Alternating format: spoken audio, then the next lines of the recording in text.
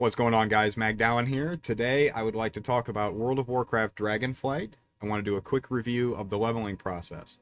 If you are a longtime viewer of the channel, then you know that I hate leveling in my main game, which is Path of Exile.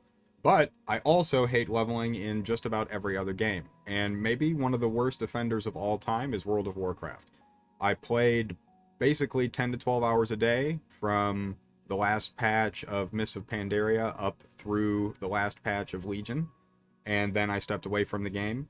And I leveled a lot of characters in that time, and I hated it. Couldn't stand it.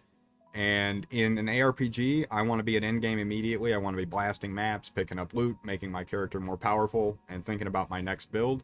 In an MMO, I want to be at endgame, doing dungeons and getting ready for raids or actually raiding.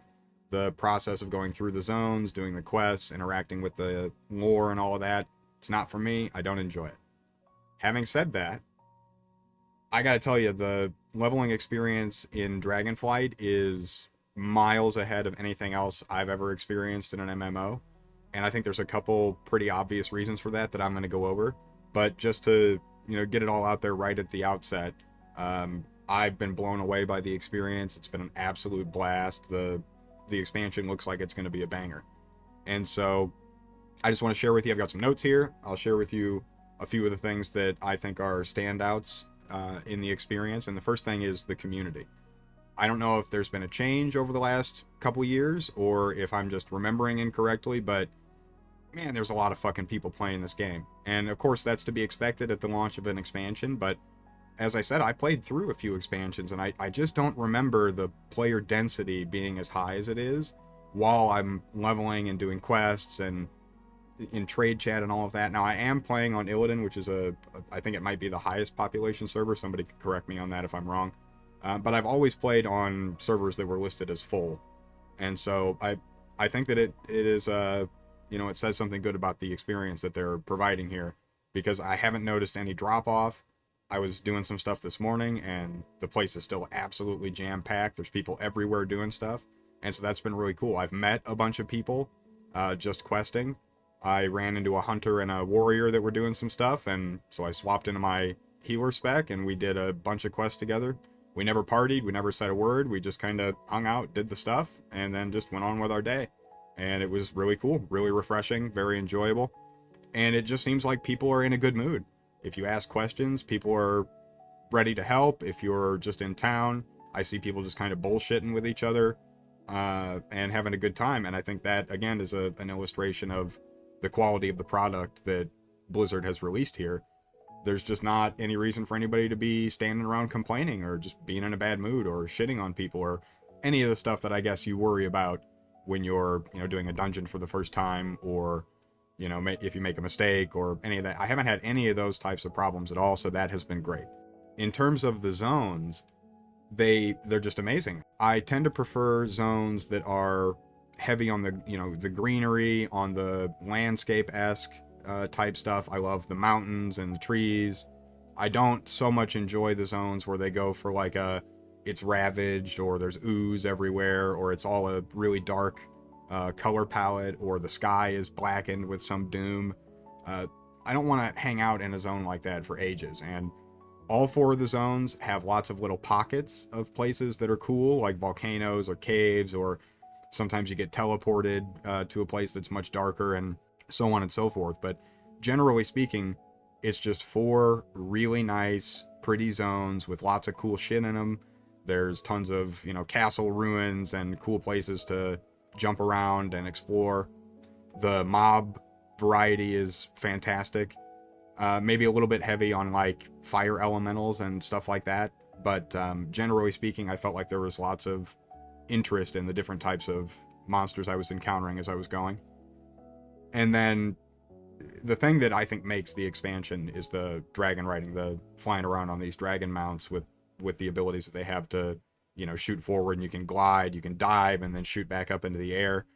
I just don't think you can understate how fantastic this system is, and how much of an effect it has on making the experience better for someone like myself, who does not want to just run around at a low speed waiting to get to the next place. You can just, bam, you're just flying, it's really fast, you get to where you're going, and it's kind of like a mini game that you're playing all the time whenever you're going somewhere. It adds intrigue, it adds a lot to the experience overall. The system itself feels really smooth and responsive. As I said, you really do feel like you're cruising around. You feel like you're breaking the rules, like you shouldn't be able to go as fast as you're able to go. There's a glyph system that's fantastic. I've had a blast going around trying to find those and figuring out where I have to rest so that I can recharge my vigor, I believe the system is called, so that I can fly higher up and get to the stuff. That's been fun. It just makes it a good time to go from location to location, to hunt for stuff, to actually do a little bit of exploration, which is a thing that normally I would just absolutely avoid. And I did use the Flight Masters, the Flight Pass, pretty frequently, but it didn't feel overbearing like I feel like it has in previous expansions, where I'm spending a lot of time just waiting for my character to get from point A to point B and tabbing out and reading a website or whatever. And so yeah, that's all I'll say about that. And then the next thing, and this is maybe tied for what I think is the most important change for me, the UI changes they've made and the state of the game in terms of its accessibility for people like myself that suffer with visual disabilities. The game is more accessible than I've ever seen it. I feel like I struggled less than I ever have before to see what's going on, in my field of view on screen. It's much easier to target things than I remember it ever being in the past. It's the best state that it's ever been in this sense. The UI edit mode that they implemented, I'm not sure when they did that. It might have been this patch or the one before, I'm not sure. But the ability to, without installing any add-ons, just go in and resize stuff and change the properties of all the different UI elements, that is a huge deal. And I will just real quick list for you all the add-ons that I am using in case you're in a similar situation to me and you struggle with being able to see stuff on screen. This is the setup I'm using right now. It'll probably change, but I've got DBM installed, OmniCC, Opie, Quartz, Raider.io, Sexy Map, Tell Me When, Tidy Plates, TomTom, Weak Auras, and World Quest Tracker. And the combination of those add-ons and then messing around with the new UI edit mode has made the experience really fantastic. There is also mouse over casting options available now that did not exist last time I played the game. And that also works really well, really smooth. I use it all the time. And again, it just makes it smoother, makes it easier. There's less issues with trying to target stuff. And I can't say enough how great that is. Then just setting that aside, I think that there's just a general polish and clarity in the way things are displayed on screen and the subtle indications that they give you as far as where you should go or the telegraphs that the mobs are doing, or all of that stuff is just better. I'm not qualified or knowledgeable enough to tell you, the industry lingo for all the changes they've made in the last couple of years that have made it this way. But if you were playing a few years ago and you struggled to see stuff, chances are it's going to be better now than it was then. And if you're like me, it might be just miles better. And then the last thing I'll talk about is the dungeons. I've done, I think, 5 out of the 8 new ones.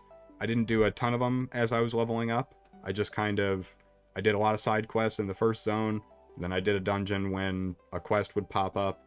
And then about halfway through the second zone, I just started doing only the story quests, the campaign quests. And by the time I got to the end of the campaign, I had, a quarter of a level left. So I just did 1 or 2 more dungeons and then I was 70.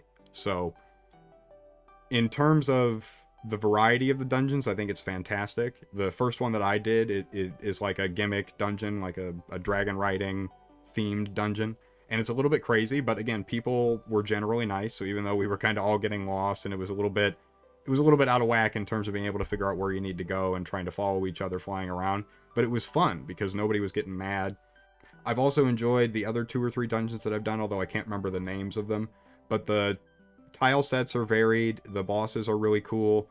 Even the trash mobs occasionally were engaging. As I said, I had an entirely positive player interaction experience. I'm looking forward to doing the Mythic Plus stuff, and the clarity of the boss abilities and the telegraphs and just the flow of battle as you're going through these dungeons makes me very excited to see what they're going to do with the first raid tier when that unlocks. I suspicion that given the fluidity of the gameplay and the enhancements they've done to the UI and the accessibility of the game, the combination of that is going to make for, potentially for some of the best rating that I've ever done in an MMO. But I'll be excited to review that when the time comes. And so if you're in a position like me where you used to play MMOs a lot and then you kind of moved on, and maybe you're a Path of Exile player and that game has been in kind of a lull the last couple months and you're looking for something else to play, if all you have to do is pick up the new expansion and a month of game time, I just don't think you can go wrong. I've had a blast so far. I don't feel like I was really being set back at all. The game's not forcing any systems on me. I don't feel like I need to be playing every hour of every day to make sure I'm geared enough to do the raids when they come out. It seems like if you just play a little bit every day, you're probably going to be good to go. And I believe you still have a week from the time of this recording to go ahead and do stuff before that stuff unlocks. And so, again, if your experience is similar to mine, it took me about 6 days or so to level my character up completely casually. So you could always just play a couple extra hours on one of those days and you'd have it done a lot sooner than I did. And so there's plenty of time to still jump in and experience this while there's still tons of people playing it, while we're still in the honeymoon phase. Obviously, eventually people are going to find stuff to bitch about, but as of now, everybody's happy. The game systems seem to be working really well. The servers seem pretty stable now. And yeah, I think it's a great time to jump in and give this thing a shot. And that's about it. I'm going to be back with a review of the Drakthir race, or the Evoker class. And then I think I also want to do some kind of a review on the endgame itself, the world questing, the gearing up process for raids, and then taking a look at some of the Mythic Plus dungeons and the raid tier when it releases. And then at the end of this week, Path of Exile's Forbidden Sanctum League launches, and so I will of course be playing that and making content for that. And then I have not forgotten about the Torchlight folks. I will be following any news that comes out about that game. And then when their next league launches in January, I will definitely be making at least one build and maybe a guide or two and experiencing that. So I hope you found some of this interesting. If you did, please hit that like and subscribe button, and I will see you in the next video. Appreciate you.